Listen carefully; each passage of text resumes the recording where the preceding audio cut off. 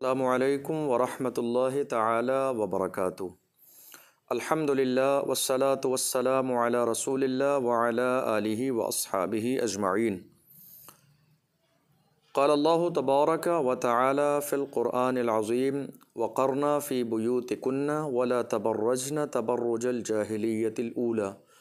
صدق اللہ العظیم وصدق رسولہ النبی الامین المتین الکریم۔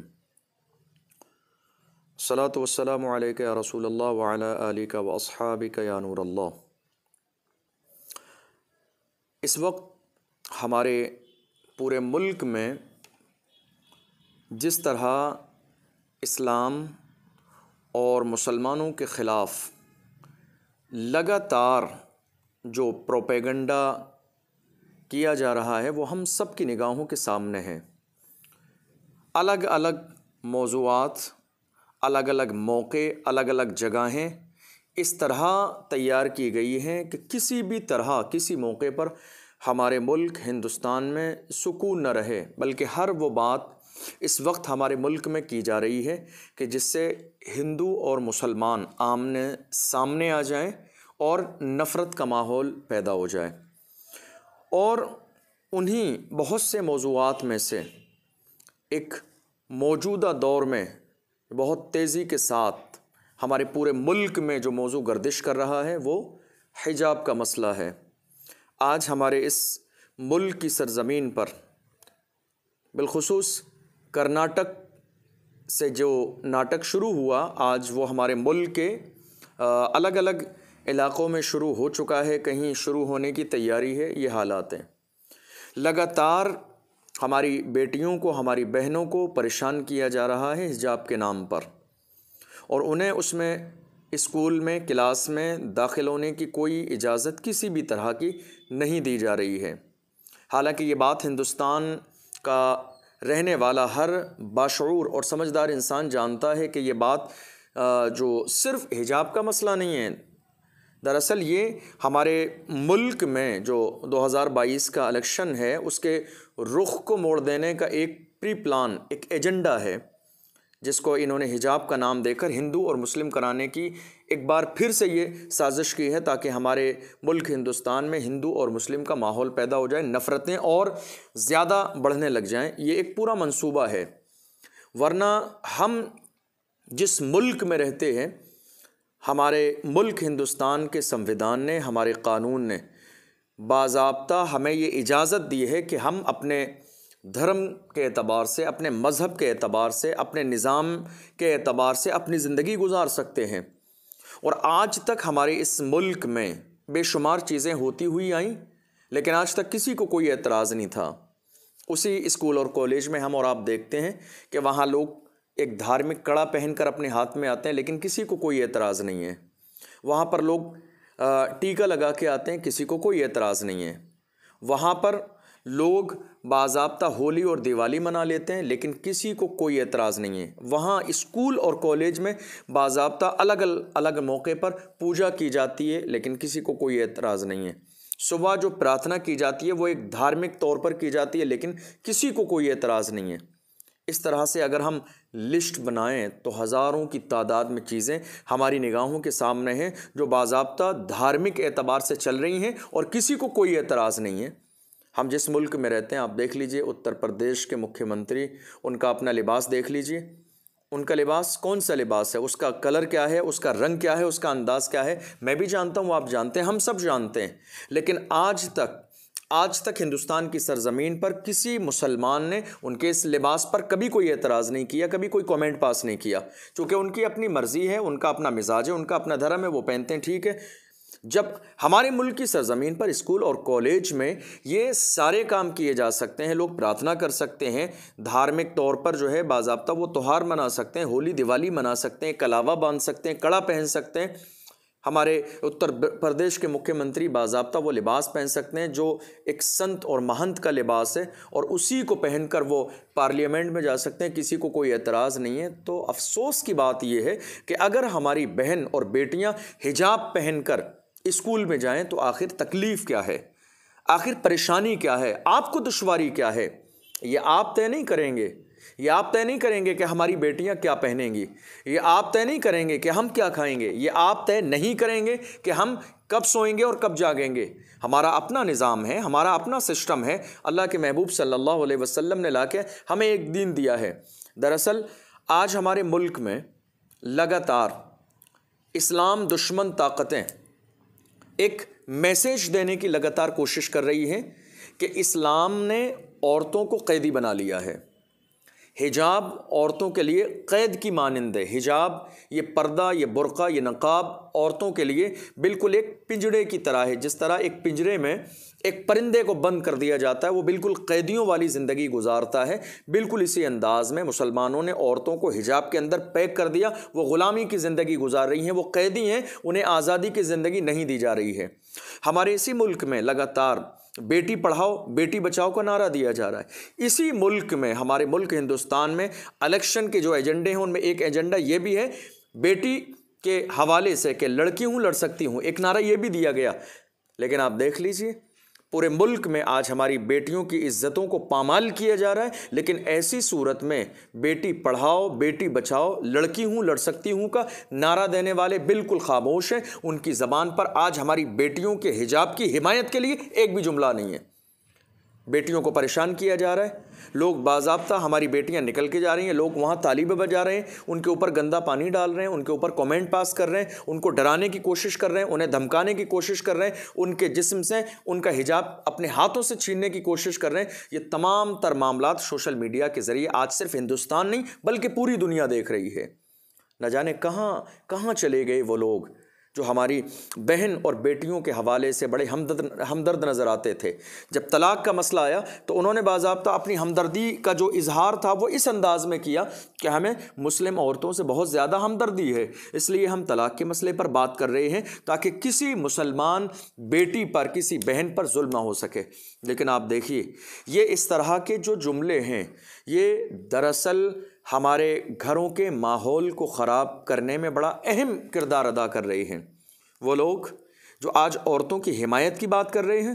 عورتوں کو مرد کے شانہ بشانہ کاندھے سے کاندھا ملا کر کھڑے کرنے کی بات کر رہے ہیں، ہر میدان میں برابری کی بات کر رہے ہیں، دراصل یہ عورتوں کے ہمدرد نہیں ہیں، یہ عورتوں کے ہمدرد نہیں ہیں، بلکہ ان کی کوشش یہ ہے، یہ حجاب کو قید کا جو نام دے رہے ہیں کہ حجاب میں عورتیں قید ہیں، حجاب میں غلامی کی زندگی گزار رہی ہیں، دراصل یہ عورتوں کے ہمدرد نہیں ہیں بلکہ اس طرح کے تمام تر پروپیگنڈے سے جو ان کی سوچ ہے، جو ان کی پلاننگ ہے وہ یہ ہے کہ اس طرح سے ہماری عورتوں کو ننگا کر دیا جائے، ان کو ہلکے ہلکے آزادی کے نام پر آسانی کے ساتھ اپنے کھیل میں شامل کیا جائے اور پھر ان کی عزتوں کو پامال کیا جائے۔ یہ ایک منصوبہ ہے، یہ ایک منصوبہ ہے کہ باضابطہ انہیں پردے کے نام پر بالکل آزاد بنا دیا جائے، گھر کے باہر نکال دیا جائے اور ان کو اتنا آزاد کر دیا جائے کہ پھر ان کے اوپر قابو پانا بہت مشکل ہو۔ یہ دراصل ایک ایجنڈا ہے۔ ہماری عورتوں کی ہمدردی دکھانے والے یہ کیسے بھول گئے کہ اس ملک میں صرف مسلم عورتیں نہیں ہیں بلکہ اور بھی بہت سی عورتیں ہیں کہ جن پر باضابطہ ظلم ہو رہا ہے، باضابطہ ان کے شوہر نے ان کو چھوڑا ہوا ہے، پوری زندگی وہ تنہائی کی بھوکمری کی زندگی گزار رہی ہیں لیکن انہیں دیکھنے والا کوئی نہیں ہے۔ لیکن نہ جانے کیوں آج ان لوگوں کو سب سے زیادہ جو پریشانی ہے وہ یہ ہے کہ صاحب مسلمان عورتیں حجاب کیوں پہنتی ہیں؟ آپ کا کیا مسئلہ ہے؟ آپ کا کیا مسئلہ ہے؟ ہماری بیٹیاں اسکول پڑھنے جاتی ہیں، آپ کو چہرہ دکھانے نہیں جاتی ہیں، وہ پڑھنے جاتی ہیں، آپ کا کام پڑھانا ہے، ان کا کام پڑھنا ہے، آپ کو چہرے سے کیا کرنا ہے؟ آپ اپنا کام کیجئے، آپ اپنا کام کیجئے۔ وہ کسی دھارمک لیول پہ نہیں جاتی ہیں بلکہ وہ اس کو اپنی عزت سمجھتی ہیں، اس کو اپنا وقار سمجھتی ہیں، اس کو اپنی شان سمجھتی ہیں، اس لیے وہ حجاب پہن کر جاتی ہیں۔ وہ فساد کا ماحول پیدا کرنے کے لیے حجاب اوڑھ کر نہیں جاتی ہیں۔ یاد رکھیے جس غلط فہمی کے آج آپ شکار ہیں، جس غلط فہمی کے ہمارے اس ملک میں بے شمار لوگ شکار ہیں کہ اسلام نے عورتوں کو قیدی بنایا ہے، اس پردے نے عورت کو بالکل غلامی کی زندگی گزارنے پر مجبور کر دیا ہے، نہیں بلکہ یاد رکھیے گا حجاب عورت کے لیے عزت کا باعث ہے اور عورت کو تحفظ فراہم کرتا ہے۔ حجاب عزت بھی ہے، حجاب عورت کو محفوظ رکھتا ہے۔ آج آپ ذرا غور کر لیجئے، آئے دن سوشل میڈیا کے ذریعے، نیوز پیپر کے ذریعے ہمیں یہ خبر دیکھنے اور سننے کو ملتی ہے، فلاں علاقے میں 5 سال کی لڑکی کے ساتھ ریپ کر دیا گیا، فلاں علاقے میں 4 سال کی لڑکی کے ساتھ بلاత్కాر کر کے اس کو مار دیا گیا، فلاں علاقے میں 10 سال کی لڑکی کو ٹارگیٹ کر کے زندہ جلا دیا گیا، فلاں علاقے میں 12 سال کی لڑکی کے ساتھ زنا کر کے اس کا گلا کاٹ کے دریا میں بہا دیا گیا۔ ہزاروں اس طرح کی مثالیں آج ہمارے ملک ہندوستان میں ہیں۔ اسی لیے مذہب اسلام نے عورت کی عزت کی حفاظت کے لیے اس کو حجاب دیا، اس کو پردہ دیا، اور کہا سب سے پہلی بات تو یہ ہے، قرآن عظیم کا اعلان ہے، سورہ احزاب کے اندر ہے، آیت نمبر 33 کو آپ پڑھیں تو آپ کو اندازہ لگے گا، قرآن کا اعلان ہے وَقَرْنَ فِي بُيُوتِكُنَّ وَلَا تَبَرَّجْنَ تَبَرُّجَ الْجَاهِلِيَّةِ الْأُولَىٰ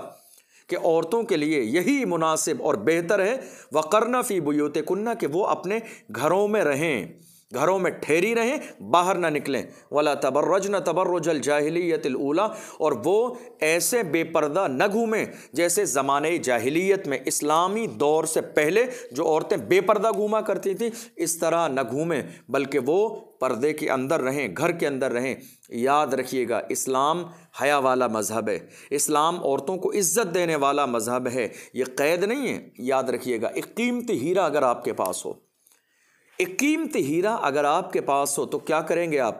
اس کا بہت مضبوط لاکر میں لے جا کے محفوظ طریقے سے رکھیں گے، یا باہر اپنی ہتھیلی پر رکھ کر پوری مارکیٹ میں اس کو گھمائیں گے؟ ہرگز ایسا نہیں کریں گے، بلکہ اگر ہیرا آپ کے پاس ہو تو اس کو چھپا کر رکھنے کی کوشش کریں گے، بلکہ جو ہے آپ مارکیٹ میں نہیں لے کر آئیں گے لوگوں کو دکھانے کے لیے۔ کیوں؟ چونکہ یہ قیمتی چیز ہے، اس کو لاکر میں رکھا جائے گا۔ اگر لفظ عورت پر غور کریں تو عورت کے مطلب ہی پردے کے ہیں، چھپانے کے ہیں۔ عورت چھپانے کی چیز ہے، چھپانے کی چیز نہیں ہے۔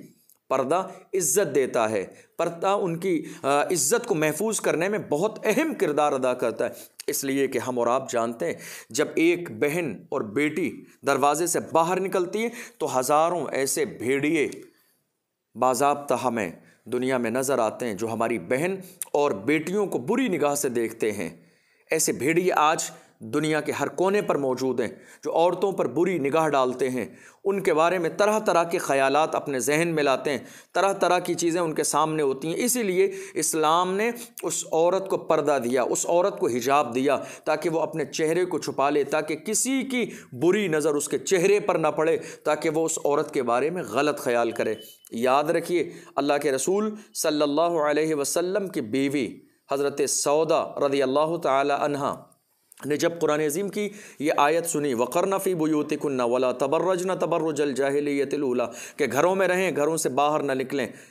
جب انہوں نے قرآن عظیم کی اس آیت کو سنا، اس کے بعد جب تک وہ زندہ رہیں گھر سے باہر نہیں نکلیں۔ لوگوں نے ان سے کہا آپ حج کریں، آپ عمرہ کریں، انہوں نے کہا میں نے حج بھی کر لیا، عمرہ بھی کر لیا، اب اللہ کا فرمان یہ ہے کہ گھروں میں رہیں، باہر نہ گھومیں، اس لیے میں زندگی گھر میں گزارنا چاہتی ہوں۔ انہوں نے کبھی اپنی زندگی میں دروازے پر قدم نہیں رکھا، حتیٰ کہ ان کا وصال ہوا اور ان کے گھر سے پردے کے ساتھ ان کا جنازہ نکلا۔ اسلام میں بے شمار مثالیں موجود ہیں۔ ایک صحابیہ حضور کی بارگاہ میں آئی، ان کا بیٹا شہید ہو گیا تھا۔ یا رسول اللہ، میں اپنے بیٹے کی خبر لینے کے لیے آئی ہوں۔ وہ حجاب کے ساتھ تھیں۔ کسی نے کہا آج بھی ان کے چہرے پر پردہ ہے، آج کی تاریخ میں بھی؟ تو جانتے ہیں انہوں نے جواب کیا دیا؟ انہوں نے جواب یہ دیا کہ میں نے بیٹا کھویا ہے، اپنی حیا نہیں کھوئی ہے۔ اللہ اکبر! یہ عظیم مائیں تھیں جنہوں نے اسلام کو اپنی زندگی میں داخل کر لیا تھا۔ دنیا کی کوئی طاقت، کوئی منصوبہ ان کے قدموں کو بالکل ہلانے کے اندر جو ہلانے کی کوشش کرتے ہیں نا، ہماری ماں اور بہنیں کے قدموں کو یہ کہہ کر کے سب یہ غلامی کی زندگی گزار رہی ہیں، الحمدللہ ان کے پیر جو ہے اتنے استقامت پذیر تھے کہ دنیا کی کوئی طاقت ان کے قدموں کو ڈگمگانے میں کامیاب نہیں ہو سکی۔ دنیا میں آج لوگ عورت کی عزت کی بات کرتے ہیں، لیکن یاد رکھیے جو مقام مذہب اسلام نے ایک عورت کو دیا ہے، جو عزت اسلام نے عورت کو دی ہے، وہ کسی اور مذہب میں ہمیں نظر نہیں آتی ہے۔ ایک عورت کی زندگی میں 3 مرحلے ہوتے ہیں۔ پیدا ہونے کے بعد وہ بیٹی ہے، شادی ہو جائے تو وہ بیوی ہے، اللہ اگر اسے اولاد دے تو وہ ماں ہے۔ یہ 3 مرحلے ہیں ایک عورت کی زندگی کے، بیٹی ہے، بیوی ہے، ماں ہے۔ مذہب اسلام کا اعلان ہے، اللہ کے رسول صلی اللہ علیہ وسلم نے فرمایا اے لوگو، اگر یہ بیٹی ہے تو باپ کے لیے رحمت، اگر یہ بیوی ہے تو شوہر کے لیے تکمیل ایمان کا ذریعہ ہے، اور اگر یہ ماں بن جائے تو اس کے قدموں کے نیچے جنت ہے۔ آپ دیکھیں اسلام نے کتنا عظیم مقام دیا ہے اس عورت کو. اس کو غلام نہیں بنایا، پردے میں اس لیے رکھا تاکہ بھیڑیا صفت انسان اس کے چہرے پر بری نگاہ نہ ڈالیں، تاکہ اس کو اس طرح اس انداز میں ذلیل و رسوا کرنے کی کوشش نہ کریں جس طرح وہ اپنی مراد کو پا لینے کی کوشش کرتے ہیں. اس لیے اسلام نے عورت کو جو پردہ دیا اس کی عزت کے لیے، اس کی حفاظت کے لیے، اس کے مقام کے لیے. یاد رکھیں پردہ ان کو غلامی کی زنجیروں سے قید نہیں کرتا ہے، بلکہ پردے میں رہ کے ان کا حسن میں اور اللہ اضافہ فرما دیتا ہے. عورت کو اللہ نے اور اس کے رسول صلی اللہ علیہ وسلم نے ہر موقع پر وہ شان، وہ عظمتیں بیان فرمائی ہیں کہ اگر آپ دیکھیں گے تو ہزاروں مثالیں مذہب اسلام کے اندر آپ پا سکتے ہیں. اللہ کے محبوب صلی اللہ علیہ وسلم نے باضابطہ وصال فرمانے سے پہلے اللہ کے محبوب صلی اللہ علیہ وسلم کی زبان مبارک پر یہ جملے تھے. حضور نے ارشاد فرمایا، اے لوگو نماز کو وقت پر قائم کرتے رہنا، اور میں تمہیں عورتوں کے بارے میں وصیت کر کے جاتا ہوں، خبردار عورتوں پر ظلم نہیں کرنا. تو اسلام نے عورت کو قیدی نہیں بنایا،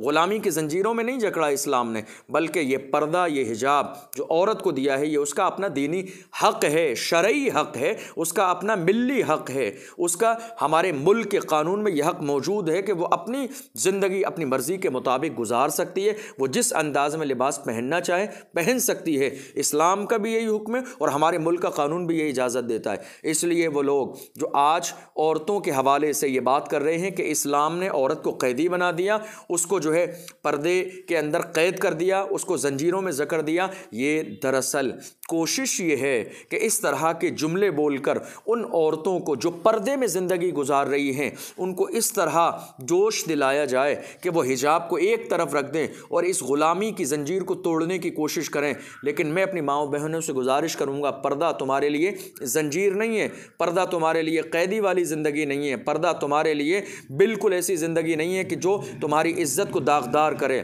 بلکہ اسلام نے، اللہ کے محبوب صلی اللہ علیہ وسلم نے جو تمہیں پردہ عطا فرمایا ہے، یہ پردہ تمہاری عزت کراتا ہے، تمہاری حفاظت کے لیے ایک ضامن ہے. پردہ تمہاری عزت کا ضامن ہے، پردہ تمہاری حیا کا ضامن ہے. اسلام حیا والا مذہب ہے، اسلام عزت والا مذہب ہے، اسلام دوسروں کی رسپیکٹ والا مذہب ہے. اس لیے دنیا کے ذہن میں جو یہ بات ہے کہ اسلام ہماری بہن بیٹیوں کو قیدی کی زندگی گزارنے پر مجبور کر دیتا ہے، انہیں جواب دیجئے، قرآن پڑھ کے سنائیے. آج تو لگاتار لوگوں کے ذہن میں یہ بات ڈالنے کی کوشش کر رہے ہیں کہ دراصل یہ ایک ناک کا مسئلہ ہے یا یہ ایک مونچھ کا مسئلہ ہے، ورنہ آپ دیکھ لیجئے کہ قرآن عظیم میں یا حدیث میں اس طرح کی کوئی چیز موجود نہیں ہے کہ جس میں یہ کہا گیا ہو. وہ لوگ بڑے نادان ہیں، انہیں اسلام کی تعلیمات کا ذرے کے برابر علم نہیں، ورنہ اگر وہ لوگ سورہ نور کی آیت نمبر 30 پڑھ لیتے، سورہ نور کی آیت نمبر 31 پڑھ لیتے تو ان کو اندازہ ہو جاتا. قرآن عظیم میں اعلان کیا گیا، اللہ کے محبوب صلی اللہ علیہ وسلم کے ذریعے خطاب فرمایا گیا مومنین سے، بسم اللہ الرحمن الرحیم، قل للمؤمنین یغضوا من ابصارهم ویحفظوا فروجهم ذلک ازکی لهم ان اللہ خبیر بما یصنعون. کہ اے محبوب مومنین سے فرما دیجئے کہ وہ اپنی نگاہوں کو نیچے رکھیں اور اپنے شرمگاہوں کی حفاظت کریں. آپ دیکھیے قرآن عظیم کے دوسری اسی آیت میں 31 نمبر آیت میں اللہ فرماتا ہے وَقُلْ لِلْمُؤْمِنَاتِ يَغْضُضْنَ مِنْ أَبْصَارِهِنَّ وَيَحْفَظْنَ فُرُوجَهُنَّ وَلَا يُبْدِينَ زِينَتَهُنَّ إِلَّا مَا ظَهَرَ مِنْهَا وَلْيَضْرِبْنَ بِخُمُرِهِنَّ عَلَى جُيُوبِهِنَّ وَلَا يُبْدِينَ زِينَتَهُنَّ إِلَّا لِبُعُولَتِهِنَّ إِلَى آخِرِ الآية. آپ اس پر غور کیجئے،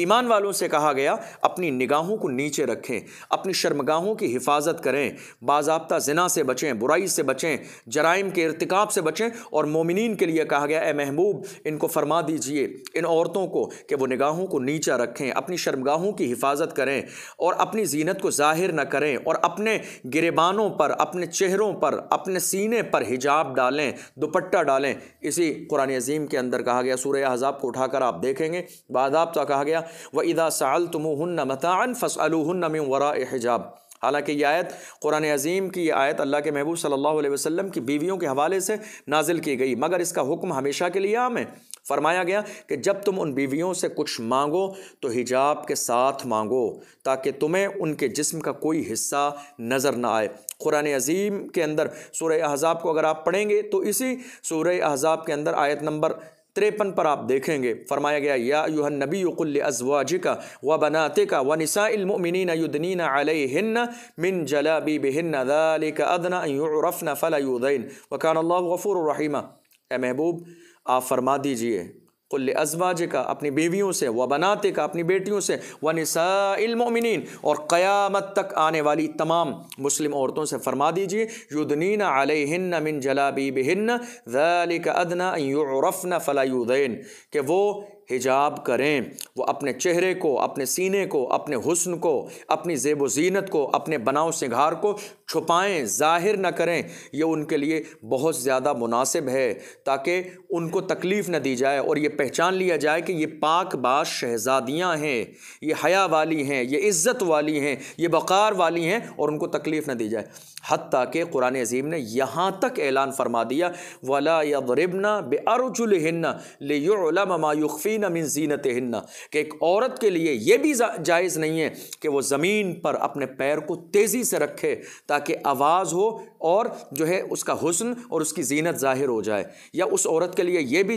جائز نہیں ہے کہ جو عورت اپنے پیروں میں پازیب پہنتی ہے اس کے جو گھنگرو ہیں، چھاجن ہیں، اس کی آواز ہو، عورت کے لیے یہ بھی جائز نہیں ہے۔ کیوں؟ چونکہ وہ اپنے حسن کو چھپائے اپنے شوہر کے لیے، وہ اپنے شوہر کے لیے زیب و زینت اختیار کرے، اس کے لیے اجازت دی گئی ہے کہ وہ اپنے شوہر کو اپنا چہرہ دکھائے، لیکن دنیا سے اپنے آپ کو بچانے کی، اپنے حسن و جمال کو بچانے کی ہر ممکن کوشش کرے، پردہ لے، اس لیے کہ یہ پردہ ہمیشہ جب تک وہ پردہ کرے گی، حجاب لے گی، اپنے جسم کو چھپائے گی، عزت کے ساتھ رہے گی، یہ پردہ ہمیشہ اس کی عزت کروائے گا، اس کی حفاظت کرے گا۔ یاد رکھیں، پردہ عزت کا ضامن ہے، پردہ حفاظت کا ضامن ہے، پردہ ہمارے لیے قید نہیں ہے۔ اللہ کی بارگاہ میں دعا ہے پروردگار عالم ہمیں قرآن عظیم کی ان آیات کو سمجھنے کی اور اپنی زندگی میں شامل کرنے کی توفیق عطا فرمائے، اور ہم سب کو پروردگار عالم یہ توفیق عطا فرمائے کہ ہم میں سے ہر شخص اپنی بہن اور بیٹی اور بچیوں کو لا کر حجاب دیں تاکہ ہمارے آنے والی نسلیں،